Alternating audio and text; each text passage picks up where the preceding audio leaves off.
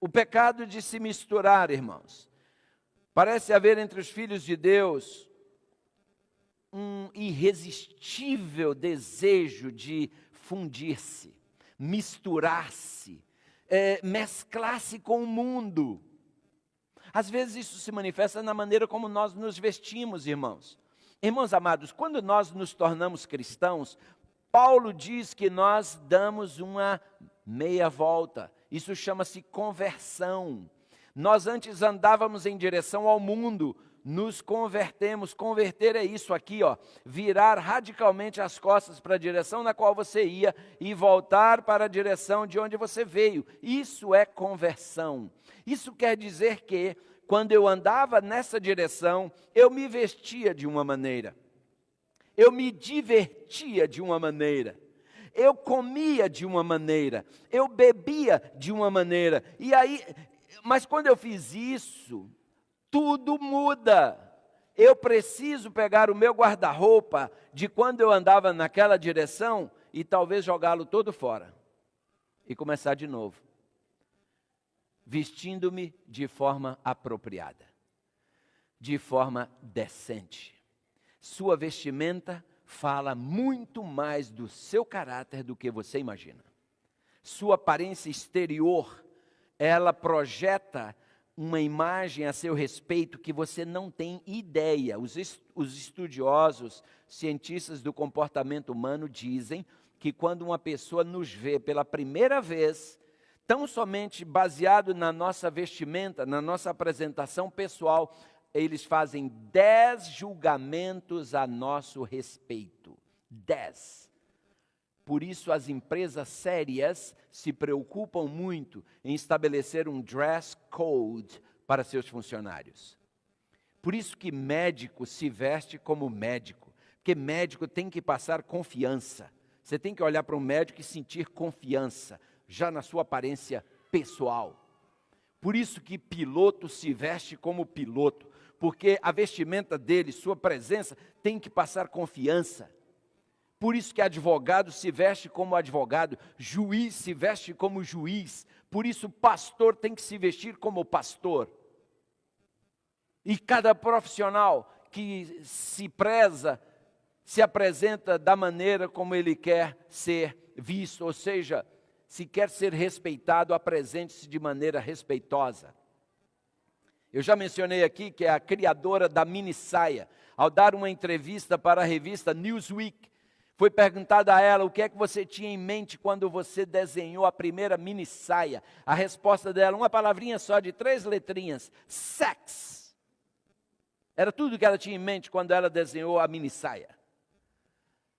E naquela entrevista foi perguntado o que uma mulher vestida de uma mini saia, que mensagem ela está passando para os que a observam. A criadora da mini saia respondeu, I am available for sex. É mole? Você entende por que é que uma filha de Deus não usa mini saia? Não é porque sua igreja é quadrada, não é porque... Não! É porque você não é um produto à disposição do público. Você não é nenhuma prostituta. Você é uma filha de Deus. Agora, muitas vezes não vestimos a mini saia, mas nós vestimos uma roupa, irmãos, que cola no corpo, que mostra cada curvatura do corpo.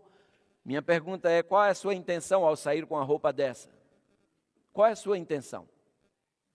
Às vezes se vai para o gym com uma roupa que ficaria bem para você usar dentro de casa, ir do banheiro para o seu quarto e voltar. Porque hoje, irmãos, as mulheres têm usado umas calças coladas no corpo. Eu só penso assim, não deve ter marido para sair na rua com uma roupa dessa, ou não tem marido, ou não tem pai nem mãe.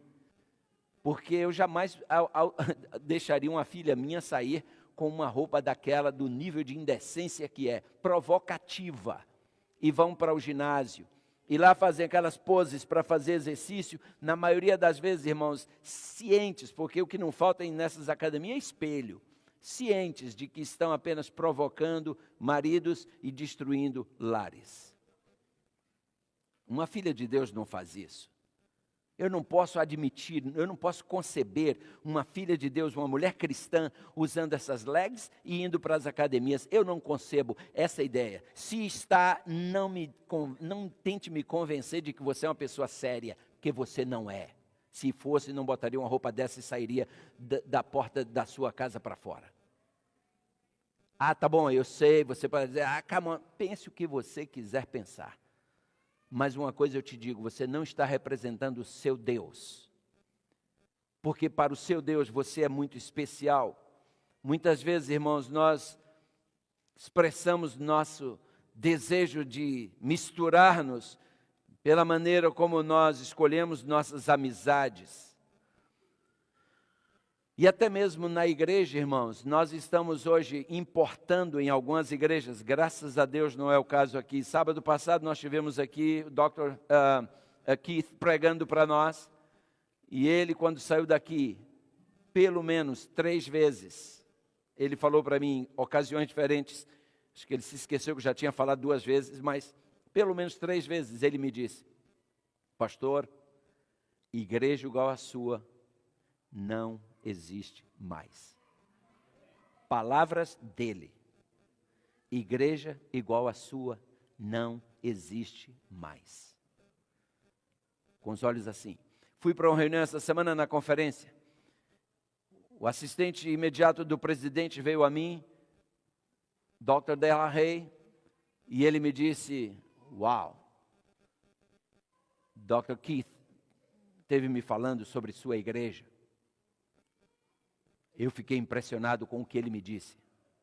Della Rey me falando. Irmãos, eu louvo ao meu Deus. Porque nós estamos apenas lutando, irmãos, para fazer o que Deus manda. Nós estamos chamando a atenção, não deveríamos, porque todo mundo deveria ser assim. Então, amados, lembremos-nos, nós estamos aqui para representar o nosso Deus. Eu li um pensamento que dizia assim, Cristo colocou a sua igreja no mundo, e Satanás não tem feito outra coisa senão colocar o mundo na igreja. Queridos, isso é muito forte. E eu quero dizer aos senhores, amados irmãos, que quando uma igreja exerce pequena influência sobre a comunidade, é uma prova de que a comunidade está exercendo uma grande influência sobre essa igreja. Isso é fato. O alvo de Deus para seus filhos foi claramente definido nas palavras de 2 Pedro 1, versículo 16. Quero me perdoar, 1 Pedro 1, 16. Sede, porque eu sou. Lembre-se, na oração inicial, eu disse a Deus aqui, porque o nosso hino de entrada, foi na invocação que eu disse, o nosso hino de entrada nos lembra que santo é o nosso Deus. E nós viemos aqui, irmãos, porque nós queremos ser santos. Cabe um amenzinho aqui, sim ou não? Amém. Nós viemos aqui porque queremos ser santos, como santo é o nosso Pai que está nos céus. E os senhores sabem muito bem o que significa ser santo. Ser santo não é sinônimo de ser fanático. Ser santo é sinônimo de ser diferente. Ser santo é sinônimo de ser separado para uso sagrado. Você e eu fomos tirados do mundo, separados para um uso sagrado. Nós precisamos ser santos porque nosso Deus é santo, irmãos. Infelizmente, porém, muitos parecem não estar dispostos a ser um povo separado, a ser um povo peculiar, a ser um povo diferente. Sim, porque há um preço a se pagar por isso. Alguns, às vezes, irmãos, parecem sentir saudades do tempo do mundo e começam a colocar de volta coisas que usavam quando estavam no mundo. Irmãos, que pena, que pena. Muitos, porque vão para uma festa de casamento, se sentem autorizados a vestir algumas coisas estranhas, porque, não, eu estou indo para um casamento. E daí, você está perdendo sua grande chance de brilhar. E a gente se pinta, porque não é um casamento. Casamento, a Bíblia não dá abertura para você deixar de ser cristã, porque está indo num casamento. Você está jogando fora uma grande chance de testemunhar. Eu nunca me esqueço, irmãos, em 1986, eu era departamental de jovens de uma conferência no Brasil, e o líder meu na União era o pastor Bulhon. E nós fizemos muitos eventos juntos para a juventude da minha conferência. E num desses eventos, nós estávamos trabalhando para um projeto para reunir 15 mil jovens. E num sábado à noite, nós ficamos ali 40 dias naquela cidade, montando a infraestrutura, porque viriam jovens do Brasil e da América Latina, da América do Sul. E num sábado à noite, convidaram o pastor Bulhon e a mim para irmos a um casamento, a uma festa de casamento, e nós fomos. Não, perdão, domingo à noite. O casamento foi à tarde, à noite fomos lá para essa festa de casamento. E era num sítio de um irmão. E quando chegamos ali, pastor Bulhon e eu ficamos um pouco de lado. Bulhon na época ainda não era o famoso Bulhon que ele é hoje. Bulhon na época ainda era pouco conhecido. Então a gente estava assim de lado, nós dois observando os jovens, conversando, e era um sítio, e tinha assim uma pequena elevação, e nós ficamos ali olhando a juventude. Aí o pastor Bulhon disse assim: você está vendo aquela menina de azul? Falei, estou. Ele disse, olha a diferença. E eu disse, não, já notei. Irmãos, parecia uma gota de óleo na água. Uma menina totalmente diferente, para o bem. Sem nenhuma maquiagem, sem nenhuma vaidade, com uma vestimenta decente. A moça tinha um brilho, uma beleza que a destacava das demais. E o pastor Bulhon dizia, veja, aquilo ali deveria ser a norma, e infelizmente a exceção à regra. Irmãos queridos, assim tem sido. Há um preço a se pagar. E muitos parecem sentir-se cansados das regras, dos regulamentos estabelecidos por Deus para reger a vida do seu povo. Parecem não resistir à primeira oportunidade que tem para desenterrar a velha natureza, o velho homem. Mas Deus nos diz, vós sois geração eleita, o sacerdócio real, a nação santa, o povo adquirido, para que anuncieis as grandezas daquele que vos chamou das trevas para a sua maravilhosa luz. Irmãos, Moisés compreendia que só havia uma coisa que tornava o povo de Deus especial. Moisés entendia que o que os tornava diferente dos demais povos era a presença de Deus no meio deles.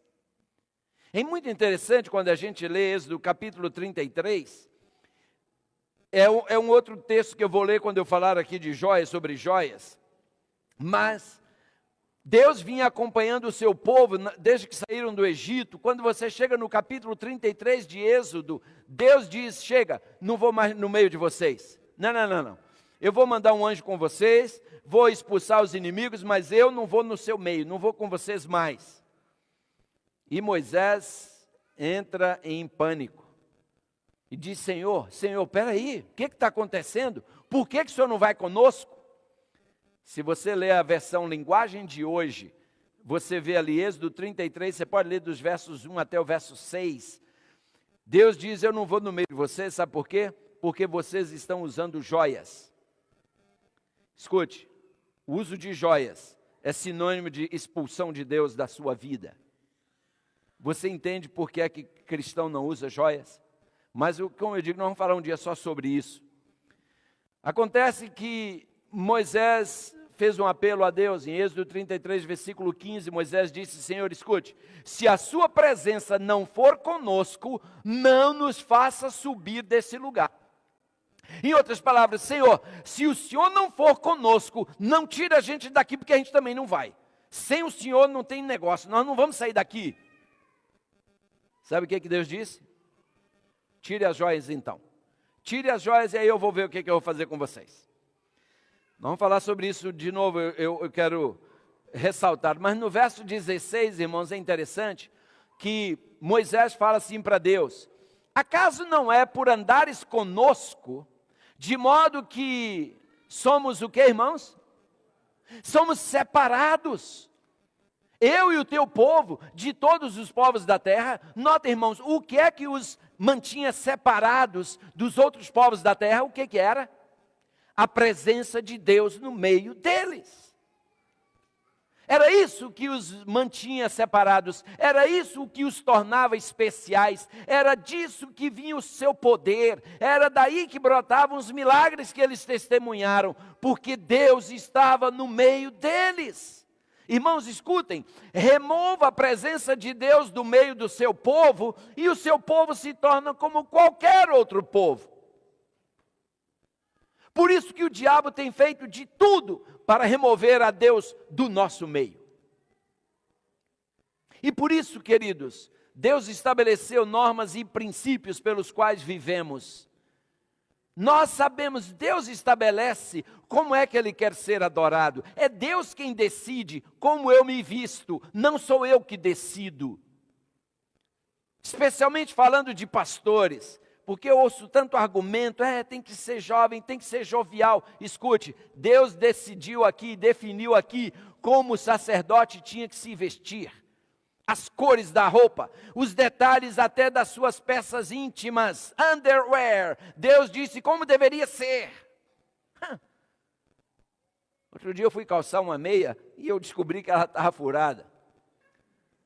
E eu pensei, se eu botar dentro do sapato, quem é que vai ver? Mas eu pensei, peraí, eu estou indo perante o meu Deus. Eu vou de meia furada, vou nada. Eu tenho uma que não está furada. Bora, bota a que não está furada. São detalhes, queridos, que é entre eu e Deus. Não precisa alguém vir me dizer.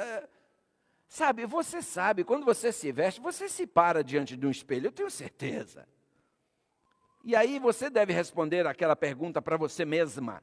Estou eu me vestindo para honrar o meu Deus ou para me tornar sexy e fazer homens pecarem? Homens também, escutem homens. Estou eu me vestindo para honrar e glorificar o meu Deus ou para parecer sei lá o quê, que eu nem sei o quê? Você sabe a resposta, você sabe. E se você tiver um cônjuge consagrado e convertido, esse cônjuge vai te ajudar muito. Porque minha esposa e eu fazemos assim, um ajuda o outro. Olha, essa roupa não está 100% não. Um ajuda o outro. E assim deve ser, queridos. Seremos diferentes e especiais, irmãos, somente na medida, na proporção em que a presença de Cristo se fizer evidente entre nós. Foi por isso que Deus, em Deuteronômio, alertou Israel a evitar qualquer mistura com o mundo, porque isso os levaria a sair da presença dele. Isso o tiraria do meio deles. Foram ordenanças, irmãos, claras. E eles foram ordenados, orientados a tratar sem misericórdia, com o espírito ímpio e pagão dos seus dias. Deuteronômio 7, versículos 2 a 4. Ao ferir as nações, totalmente as destruirás, não farás com elas conserto, nem terás piedade delas, nem te aparentarás com elas, porque elas os fariam desviar de mim. Paulo é muito claro em dizer que as más companhias corrompem os bons costumes. Meus queridos, Josué preveniu também os filhos de Deus. Você conhece Josué 23, versículo 13. Josué, referindo-se àquelas nações, ele disse: elas vos serão por laço e rede, açoite às vossas ilhargas, e espinhos aos vossos olhos, até que pereçais dessa boa terra que o Senhor, vosso Deus, vos deu. Sabe, irmãos, textos como esses explicam o porquê do sofrimento na vida de muitos cristãos. É por causa da afinidade com o mundo. Se esquecem de que a amizade do mundo é inimizade contra Deus. E qualquer que quiser ser amigo do mundo, Tiago 4,4, lembra isso? Se constitui inimigo de Deus. Você e eu temos que nos definir. Você sabia que quando um cristão é definido, ele é feliz? Sabia disso? Tem muito cristão infeliz? Tem sim. Tem muito cristão infeliz na igreja. Sabe por quê? Porque nunca se definiu. Estão na igreja, mas com saudade do mundo. Passam o sábado doido que acabe Finalmente acabou o sábado. Oh, aleluia. Isso é um cristão infeliz. Vem à igreja